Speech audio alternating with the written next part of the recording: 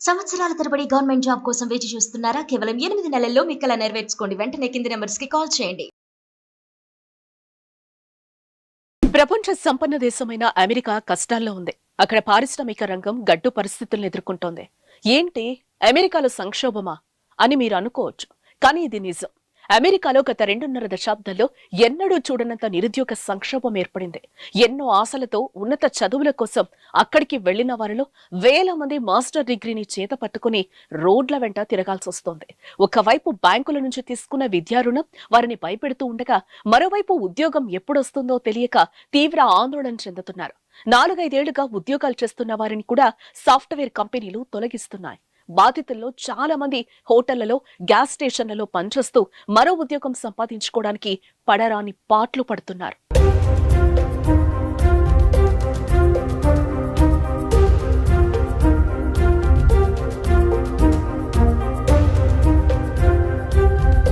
అమెరికాలోని సాఫ్ట్వేర్ కంపెనీలో అధిక వేతనాలతో కూడిన ఉద్యోగాలు లభిస్తాయనే నమ్మకంతో మన దేశం నుంచి ప్రతి ఏడాది విద్యార్థులు అక్కడికి వెళ్తూ ఉంటారు.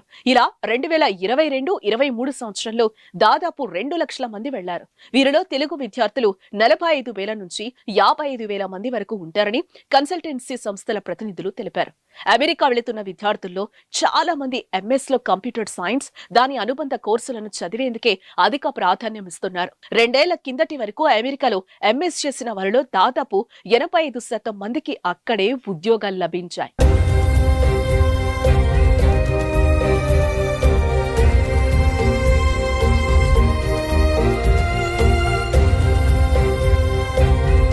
కోవిడ్ ప్రభావం 2020 సంవత్సరంలో మొదలై ఏడాదిన్నరకు పైగా కొనసాగింది. 2 సార్లు విధించిన లాక్డౌన్ కారణంగా అమెరికాలోని అన్ని రకాల పరిశ్రమలు కుదేలయ్యాయి. వాటిని రక్షించుకోవడానికి అక్కడి ప్రభుత్వం ప్రత్యేక ప్యాకేజీలు ప్రకటించడంతో 2021-22లో కంపెనీలకు భారీగా నిధులు అందాయి. బ్యాంకులు తక్కువ వడ్డీకే వేల కోట్లు రుణాలు ఇవ్వడంతో అనేక కంపెనీలు పెద్ద ఎత్తున ఉపయోగించుకున్నాయి. ఫలితంగా ఐటీ కంపెనీలకు అనూహ్యంగా ఆర్డర్లు వచ్చాయి. కంపెనీలు సైతం ఉద్యోగులను అదే స్థాయిలో తీసుకున్నాయి. కోవిడ్ ప్రభావం తగ్గిపోయాక అమెరికా ప్రభుత్వం ప్యాకేజీలను నిలిపేసింది. పారిశ్రామిక రంగం మాత్రం పెద్దగా పుంజుకోలేదు. లాక్డౌన్ సమయంలో వివిధ సంస్థలు వ్యక్తులకిచ్చిన రుణాలు తిరిగి వసూలు కాకపోవడంతో బ్యాంకులు కూడా ఆర్థిక ఇబ్బందులు ఎదుర్కొన్నాయి. దీంతో అవి రుణాలివ్వడం ఆపేశాయి.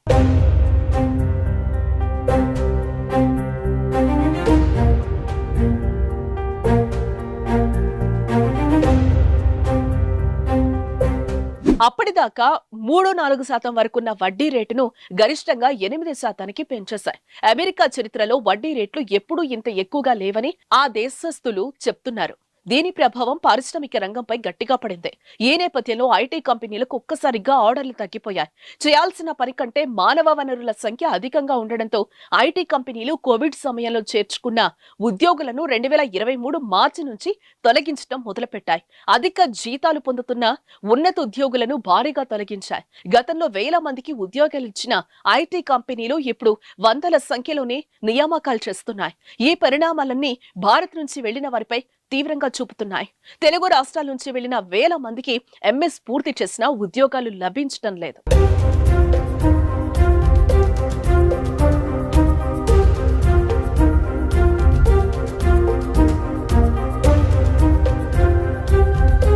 అమెరికాలోని నిబంధనల ప్రకారం ఆ దేశంలో MS పూర్తి చేసిన వెంటనే సంబంధిత యూనివర్సిటీ విద్యార్థి పేరిట OPT I-20 optional practical training ని విడుదల చేస్తుంది.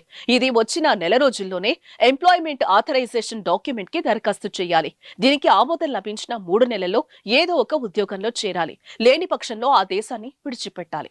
అయితే విద్యార్థులు వర్సిటీ ఫీజుల కోసం 20 లక్షల నుంచి ₹1,00,00,000 వరకు బ్యాంకుల నుంచి విద్యా రుణం తీసుకుంటారు. స్వదేశానికి వచ్చాక ఇక్కడ ఉద్యోగం దొరకకపోతే ఆర్థిక పరిస్థితి తలకిందులవుతుంది. అందుకే ఏదో ఒక రూపంలో అమెరికాలో ఉండేందుకు ప్రయత్నిస్తున్నారు.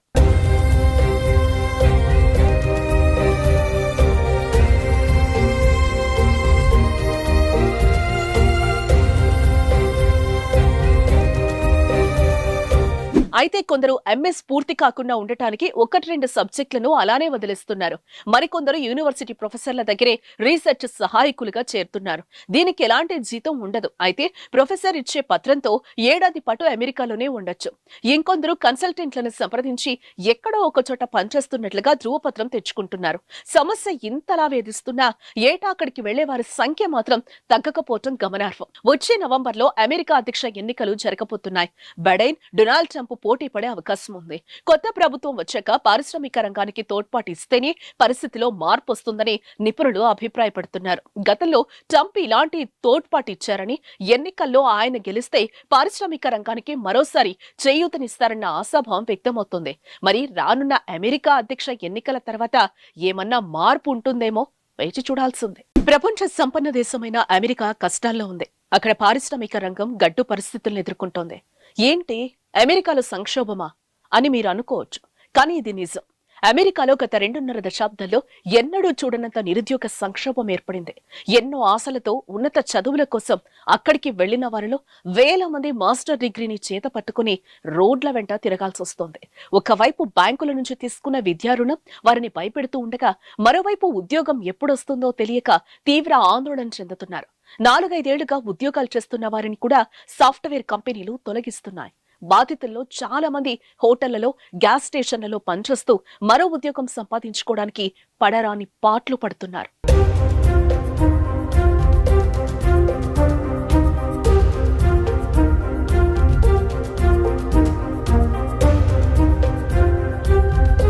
అమెరికాలోని సాఫ్ట్వేర్ కంపెనీలో అధిక వేతనాలతో కూడిన ఉద్యోగాలు లభిస్తాయనే నమ్మకంతో మన దేశం నుంచి ప్రతి ఏడాది విద్యార్థులు అక్కడికి వెళ్తూ ఉంటారు.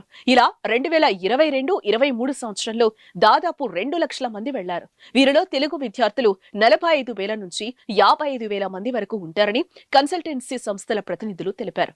అమెరికా వెళుతున్న విద్యార్థుల్లో చాలా మంది ఎంఎస్ లో కంప్యూటర్ సైన్స్, దాని అనుబంధ కోర్సులను చదివేందుకే అధిక ప్రాధాన్యం ఇస్తున్నారు. 2 ఏళ్ల కిందటి వరకు అమెరికాలో ఎంఎస్ చేసిన వారిలో దాదాపు 85% మందికి అక్కడే ఉద్యోగాలు లభించాయి.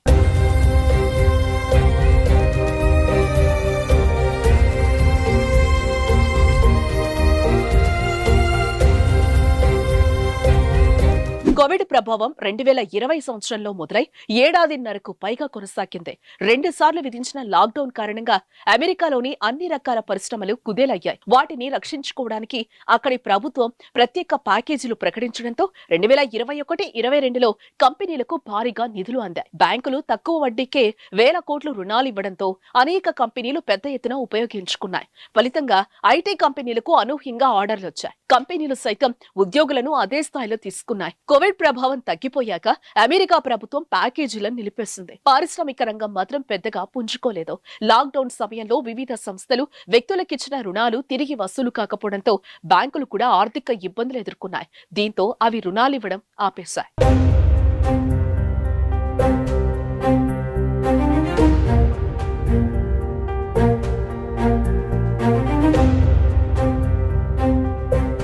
అప్పటిదాకా 3-4% వరకున్న వడ్డీ రేటును గరిష్టంగా 8% పెంచేశాయి.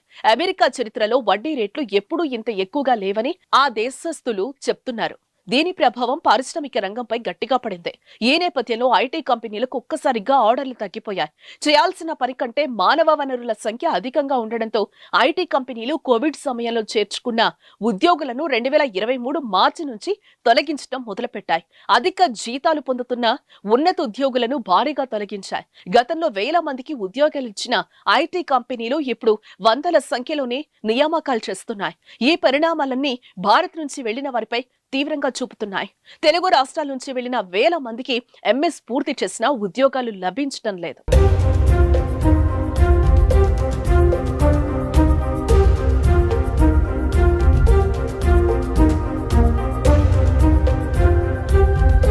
అమెరికాలోని నిబంధనల ప్రకారం ఆ దేశంలో ఎంఎస్ పూర్తి చేసిన వెంటనే సంబంధిత యూనివర్సిటీ విద్యార్థి పేరిట OPT I-20 optional practical training ని విడుదల చేస్తుంది. ఇది వచ్చిన నెల రోజుల్లోనే ఎంప్లాయ్మెంట్ ఆథరైజేషన్ డాక్యుమెంట్ కి దరఖాస్తు చేయాలి. దీనికి ఆమోదం లభించిన 3 నెలల్లో ఏదో ఒక ఉద్యోగంలో చేరాలి. లేని పక్షంలో ఆ దేశాన్ని విడిచిపెట్టాలి. అయితే విద్యార్థులు వర్సిటీ ఫీజుల కోసం 20 లక్షల నుంచి కోటి రూపాయల వరకు బ్యాంకుల నుంచి విద్యా రుణం తీసుకుంటారు. స్వదేశానికి వచ్చాక ఇక్కడ ఉద్యోగం దొరకకపోతే ఆర్థిక పరిస్థితి తలకిందులవుతుంది. అందుకే ఏదో ఒక రూపంలో అమెరికాలో ఉండేందుకు ప్రయత్నిస్తున్నారు.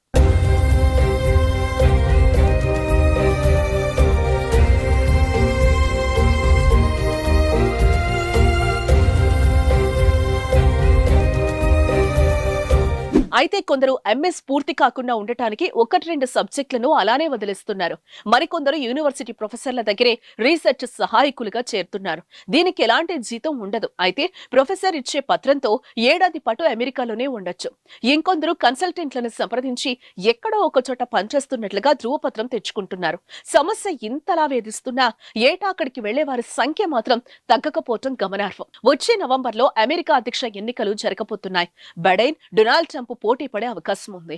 కొత్త ప్రభుత్వం వచ్చాక పారిశ్రామిక రంగానికి తోడ్పాటు ఇస్తేనే పరిస్థితిలో మార్పు వస్తుందని నిపుణులు అభిప్రాయపడుతున్నారు. గతంలో ట్రంప్ ఇలాంటి తోడ్పాటు ఇచ్చారని, ఎన్నికల్లో ఆయన గెలిస్తే పారిశ్రామిక రంగానికి మరోసారి చేయూతనిస్తారన్న ఆశాభావం వ్యక్తమవుతుంది.